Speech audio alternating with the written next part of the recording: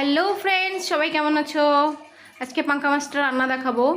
প্রথমে এভাবে কেটে নিয়েছি। আমি আসলে মাছের পাখনা পোকনা এভাবে কেচি দিয়েই কাটি।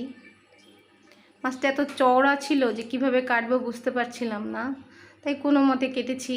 এবার রান্না হবে বরবটি আলু দিয়ে। মাছটা হলুদ মরিচ লবণ দিয়ে মেখে ভেজে নেব। একটু মোটামুটি কড়া করেই ভাজবো। এবার পেঁয়াজ রসুন আদা, তার মধ্যে হলুদ গুঁড়ো মরিচ গুঁড়ো লবণ জল দিয়ে গুলে মশলা রেডি করে এদিকে মাছটা ভাজা হয়ে গেছে, উল্টে নিলাম। এবার তেলের মধ্যে মশলাটা দিয়ে ভালোভাবে কষিয়ে আলু দিয়ে দিলাম। আলু দিয়েও কিছুক্ষণ কষাবো। কষানো হয়ে গেলে পরিমাণ মতো জল দিয়ে দেব।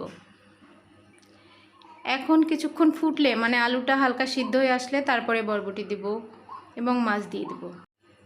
বরবটি লাস্টে দিলে আমার অনেক ভালো লাগে। একদম একটা বরবটিও ভেঙেও যাবে না, গলেও যাবে না, অনেক সুন্দর থাকবে, কালারটাও ঠিক থাকবে, সবুজ এবং সিদ্ধও হবে। নামানোর আগে একটু জিরা গুঁড়ো দারচিনি গুঁড়ো দিয়ে নামিয়ে নেব। ব্যাস তৈরি হয়ে গেল পাঙ্কা মাছের রসা।